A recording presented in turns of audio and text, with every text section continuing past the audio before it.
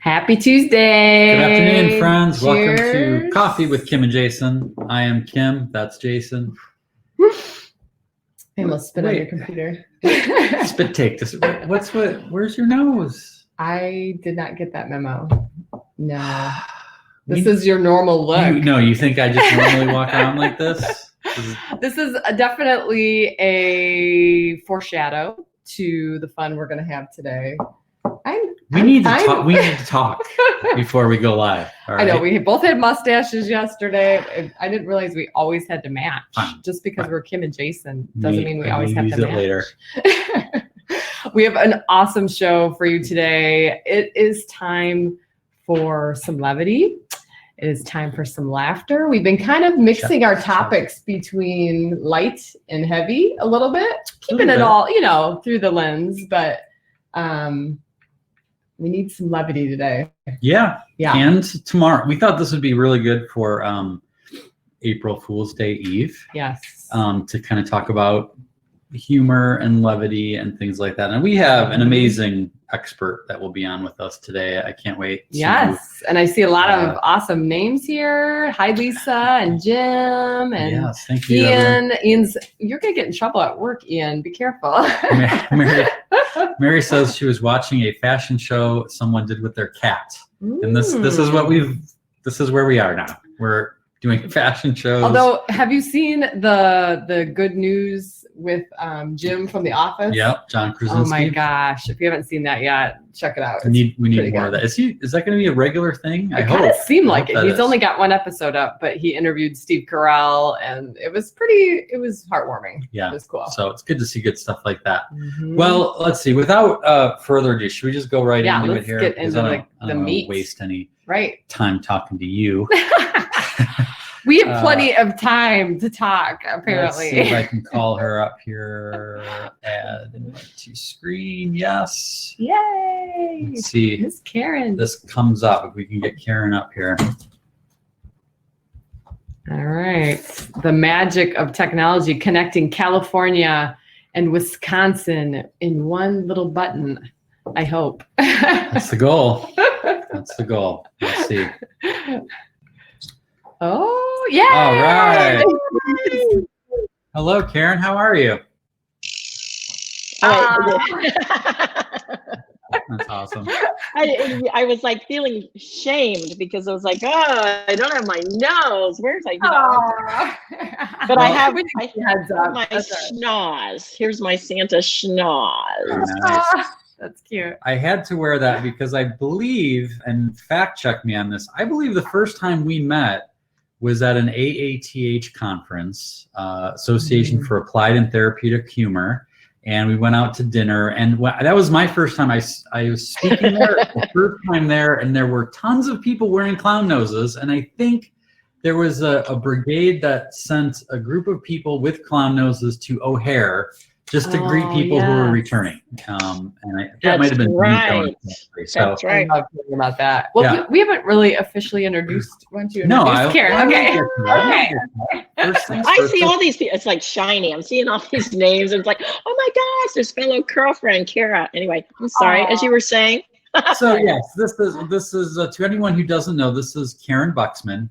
One thing that we have in common is that we are both CSPs, which means we are certified speaking professionals. However, that's where it ends because Karyn is also a registered nurse, and she's also a CPAE, which means she's been inducted into the Speaker Hall of Fame. And she's also a neurohumorist, which is like someone who takes humor seriously. I think there's irony in that statement. So thank you very much, Karyn, for being with us today. Is there anything else you would like to say about yourself before we get started? Not at all. People are like, people don't care about who you are, or what you do. They just want to know how you make them feel. So I like that.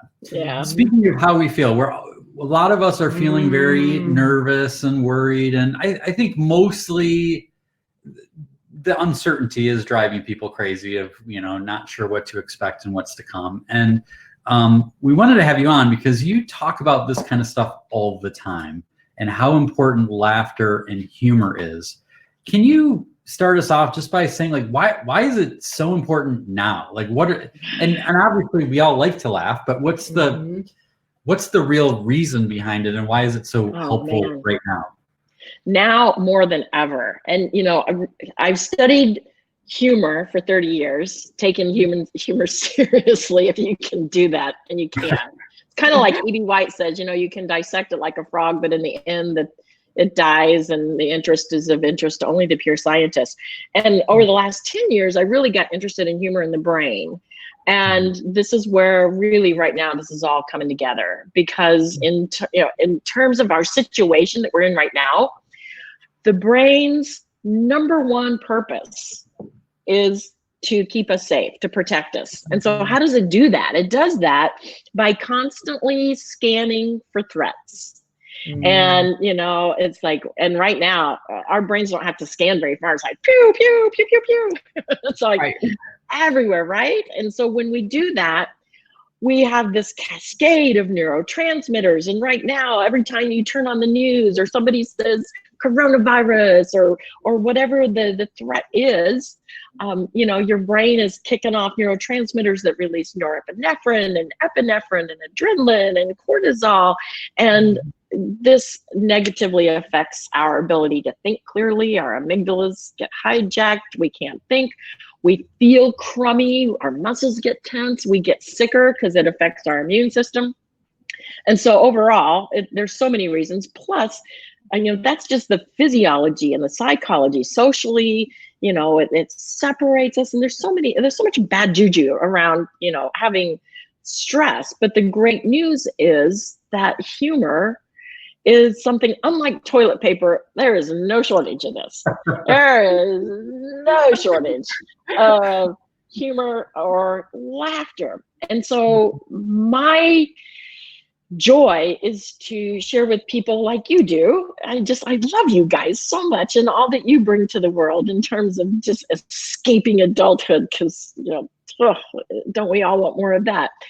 But how do we use humor intentionally to get us through this, pardon my French, crap? Because when we allow ourselves to get mired down in this, we're not helping ourselves, we're not helping other people. And people think of humor as just entertainment, and don't we all just love being entertained? But what I have come to appreciate over the years of doing my research is that's just one of the purposes of humor, is to entertain one another.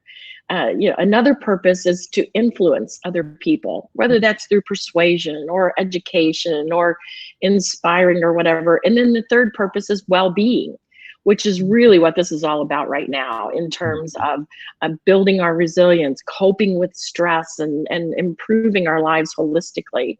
And so what I thought I'd love to share with you today, because there's three primary ways that humor can help us during a crisis. And the cool thing that I've come to recognize is save these for later, because this isn't the only crisis you're ever going to have in your life. I'm sorry.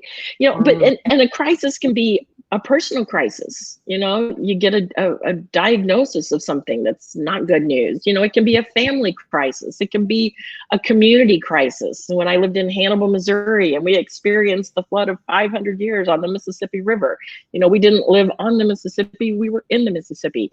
You can have a national crisis, and right now we're having a global crisis. But the great news is that regardless of the size of the disaster, humor can still help. And so 3 quick ways to identify is this: to distract, to reframe, and to refuel. So quickly, I think right now what we're seeing a lot of is humor to distract, because this comes in really handy. Our brains crave certainty and our brains crave autonomy. We want control. And right now, there's a whole lot of what's going on that is outside of our control, right? Makes our brains unhappy, it makes us unhappy, and it makes the people around us unhappy. So how can we use humor to distract?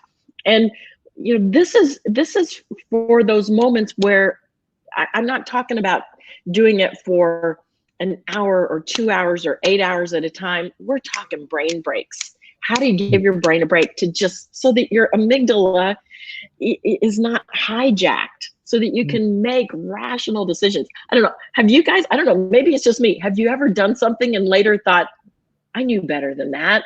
Never. Yeah. No, never. Oh, you mean today? And, you know, and that's because we were making a decision not from the cognitive part of our brain, but from the limbic part of our brain. And so it's like we want to unhijack that part so that we can make good decisions.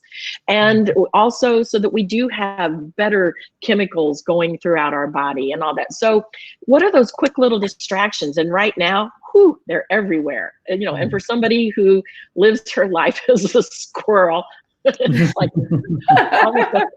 There's a few. Almost too many distractions. But here's the thing.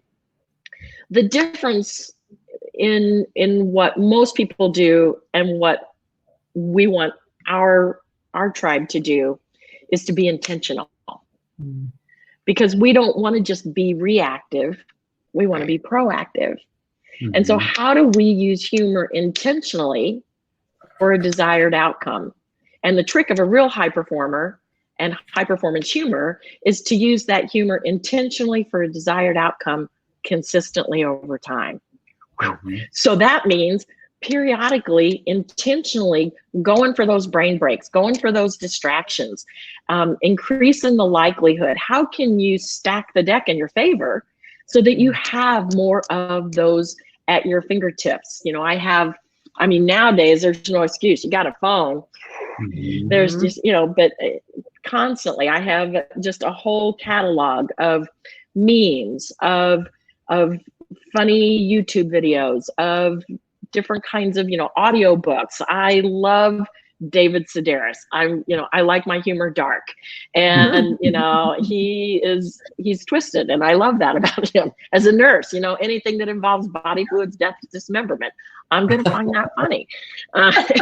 And I just want to say a quick thank you and a salute to all of our healthcare providers out there who are out there, you know, risking their own safety for the rest of us. And just kind of here's a bunny hole, you know, the closer we are to tragedy and death, the darker our humor becomes.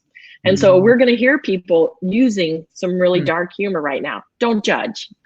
Don't judge, because that's what they're having to do to survive. And so, you know, people, you know, I have an accountability partner. I have more than one accountability partner. We send each other funny stuff every single day.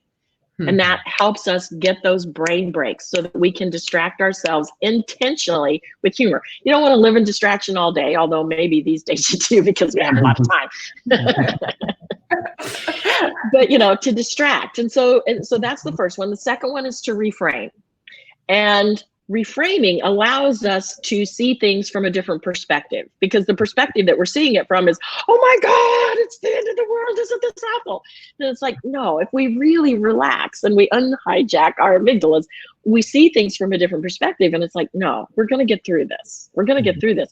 But here's the thing, our brains, in terms of reframing, that's a lot of work. It's a lot of cognitive capacity, and our brains don't want to work that hard. Our brains are going, don't make me think. So the cool thing about humor is that it is a shortcut to a reframe.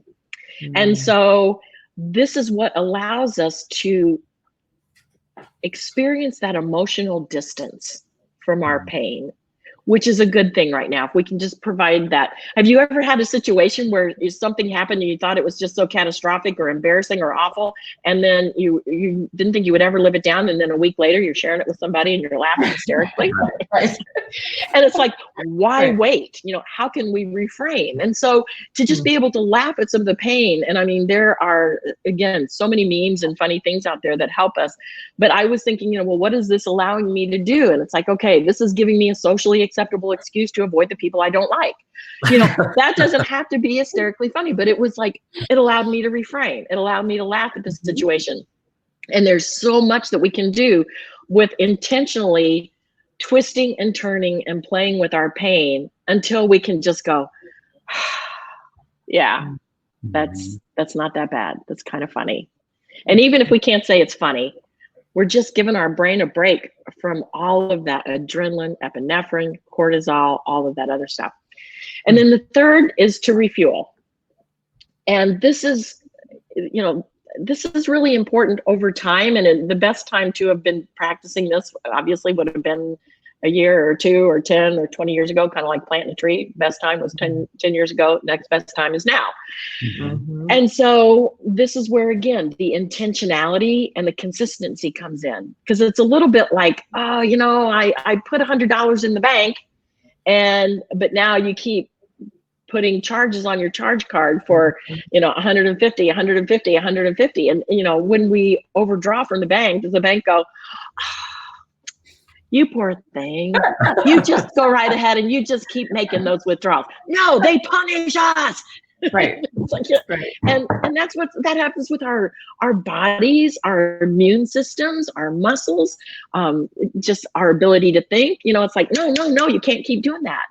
Mm-hmm. And so if we practice humor consistently, intentionally, over time, now we're making all those deposits so that when we have these experiences over the long haul, we can keep making those withdrawals. And right now, we're making withdrawals pretty quickly. So you have to keep putting more in. And that's why you want to be using it intentionally. That's why you want to be taking these brain breaks. This is why you want to have your accountability partners. This is why you want to have your go-to list, your playlist, your escape adulthood list. Oh my God, listen, she's talking and she can't shut up. So what else? So that's what I have to say about that. No, that's awesome. Amazing. Yes. And while we have a moment, I want to invite people, if anyone's here live and wants to ask a question, there's a button at the bottom that says ask a question, and there's some good ones. Okay, so here's a good question from Kara, and this is actually, I'm going to push this button. All right. Kara has a really great question, and the reason it is great is because I also had the same question I was going to ask you. So she says, I love sharing funny memes, but sometimes I feel like I'm being disrespectful to people who are suffering by not taking the situation seriously. Am I? All right, so here's my 2 cents on that. And 50 cents right now, you can't even go to Starbucks and get coffee, so disregard that. Part of what I teach is knowing who it's okay to share your humor with. And, the people who are in alignment with you will get it, and the people who are not part of your tribe might not. And you have to decide whether or not that's okay. I actually was just being interviewed a little while ago, and I was telling them that, the closer you are to tragedy and death, the darker your humor becomes. And this is why a lot of people are expressing dark humor or humor that maybe at other times they might not express, because it's our attempt to refrain. If we can laugh at this experience, humor can give us hope. Humor can give us power. Humor can give us victory over that which is attempting to oppress us. And sometimes that's another person, sometimes that's another country. Right now, it comes in the form of a virus. And if we can make fun of that situation, it allows us that distancing to say, okay, I got this. I'm going to be okay. And so that's why I constantly tell people, don't judge, if you don't get it, and you're afraid that you're going to, if you in your heart are afraid that maybe you're going to come across as disrespectful, then when in doubt, leave it out. Because for me, it would be inauthentic to share something if I felt like it was wrong. My authentic part it's always coming from my heart. And if somebody misconstrues that, sorry about that, next. Because I know that I'm always doing the best I can with the tools that I have at the time. And I think the same comes with humor. I think that it's our responsibility to, as high performers, all these people who are on here, they're all high performers, to use it responsibly, but to recognize the spirit in which it's given. And so I just know that the people who are in my tribe are going to generally get it. I used to be, when I was on the magazine Journal of Nursing Jocularity, and we would include a lot of humor in there. And it was always a struggle for me to try to, it's like, oh, do I share this? Because the nurses, they get it, but anybody who experiences this outside of the nursing profession may go, ooh, you really talk like that? You know, you're really looking at their underwear when they come in the ER. It's like, you know, and I had to make that conscious decision, you know, am I willing to let that go? And yes, they do. But disregard that, because right now that really doesn't matter. So. It's not the only pair of underwear they've seen that day. So That's right. That's right. So don't worry about that. And they're not going to share it outside of the hospital, just amongst themselves. Right. Well, I appreciate Great that. question, I think, Kara.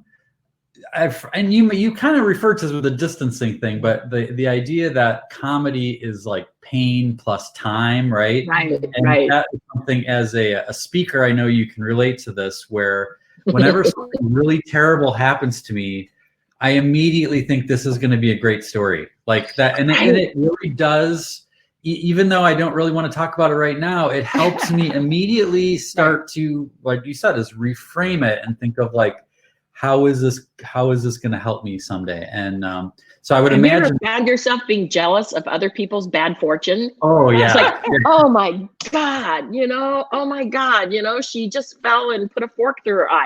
That lucky dog, she's going to get up on the platform now. Story right there. Yeah. You speakers are so twisted, I tell you. I just get to watch it. I'm like, yeah, I get it.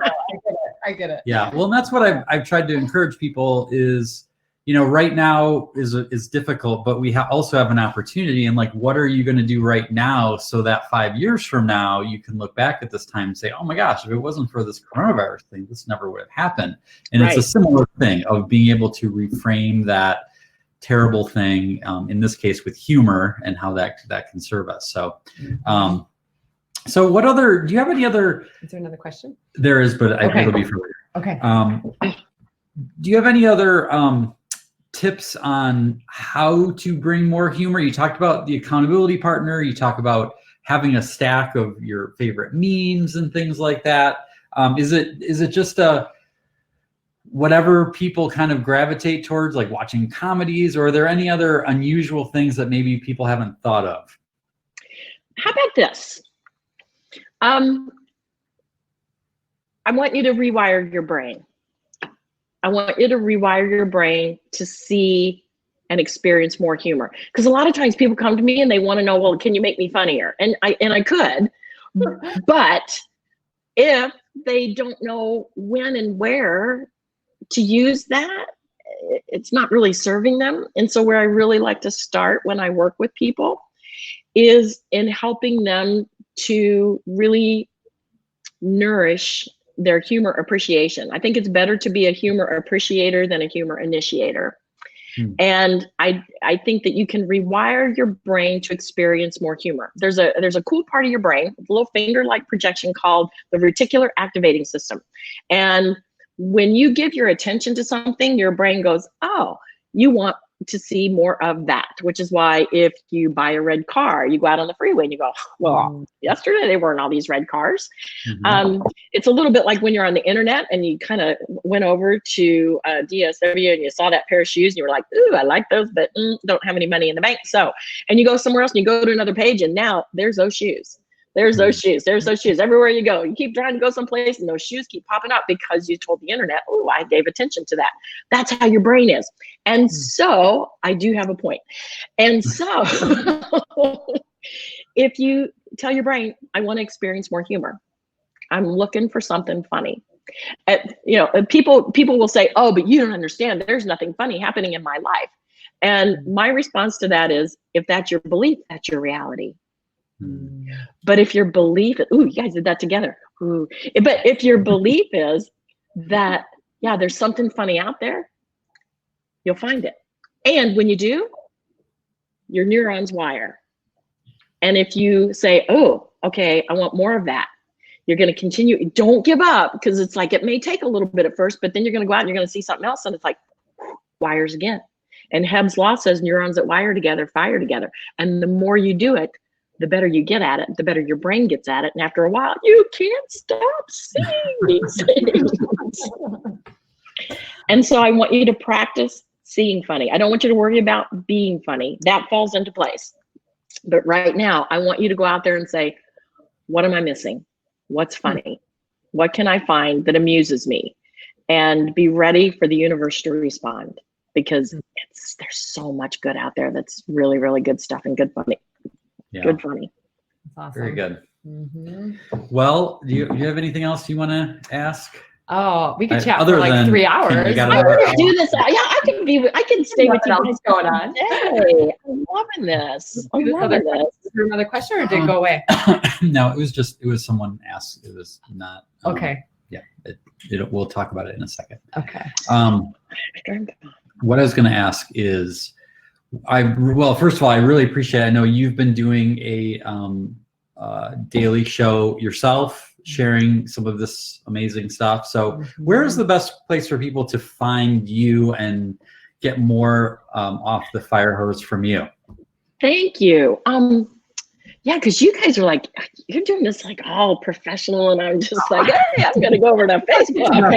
Last night I was like, I'm on one hand I'm looking like, does Amazon have toilet paper yet? Yeah. And then I was looking for a better Literally. webcam. Like, can I get our quality better? And all the webcams are sold out. So like everything in the world is sold out apparently right now. But yeah, we're just figuring it out as we go along. Yeah. There's no shortage of laughter. Remember that, even though so a couple things. I'm doing some Facebook Lives this week. They're every day at 5 p.m. Pacific on Karyn Buxman Speaks over on my Facebook page.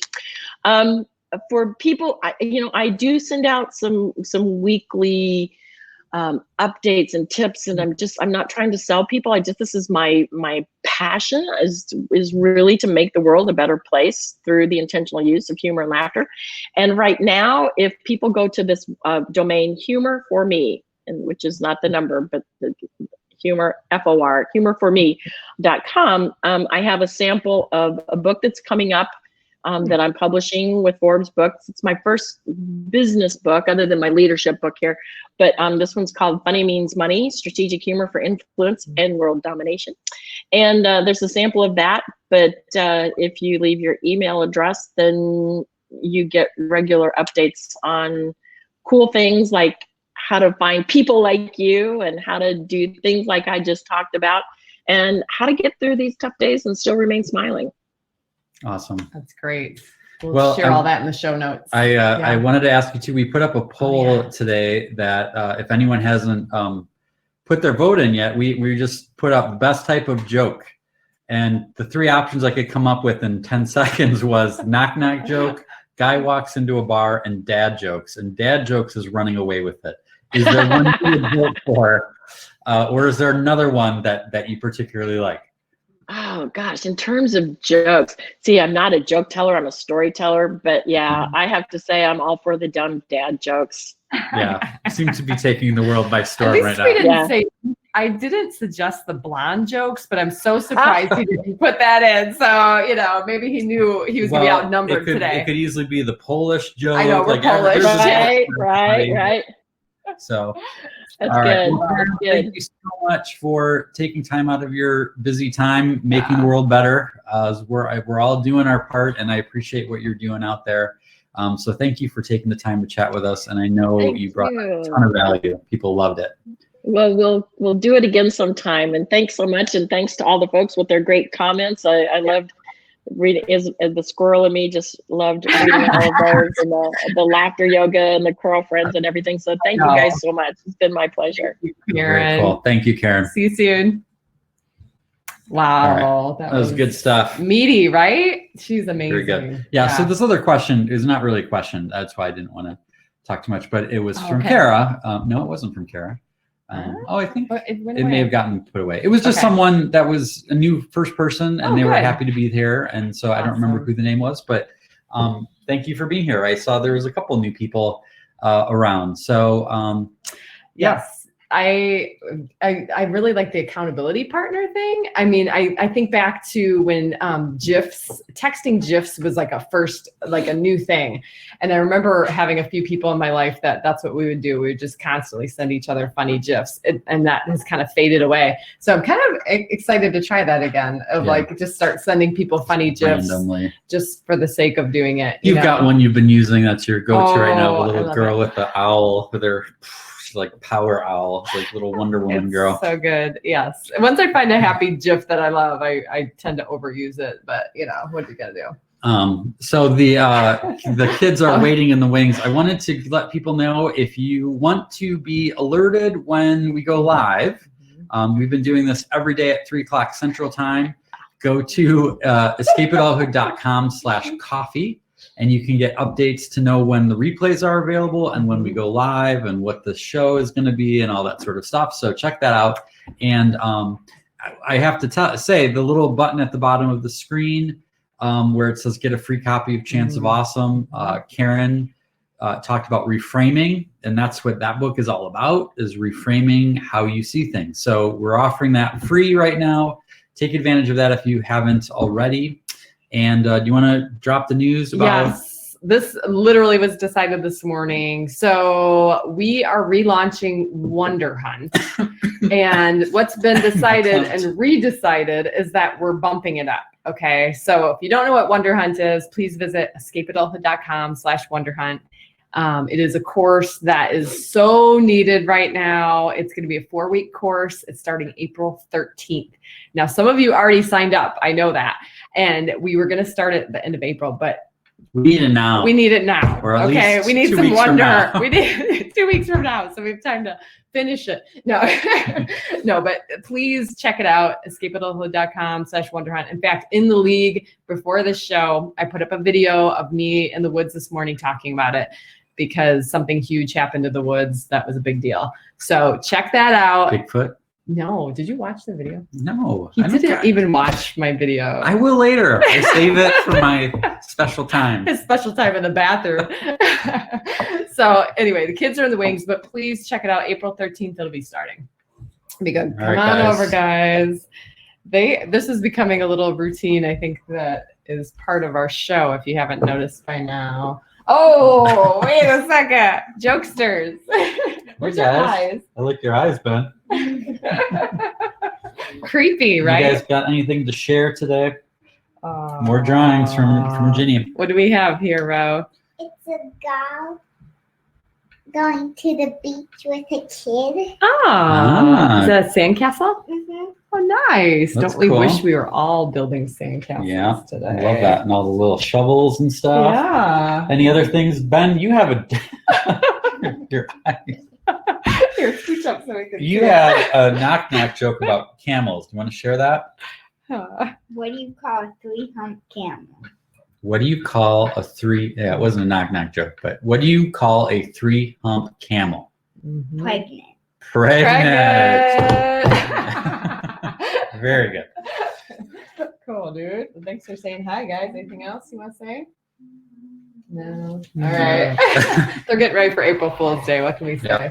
Speaking of April Fool's Day, we are having a special April Fool's Day show tomorrow. Yes. What's making it special is that it is on April Fool's Day.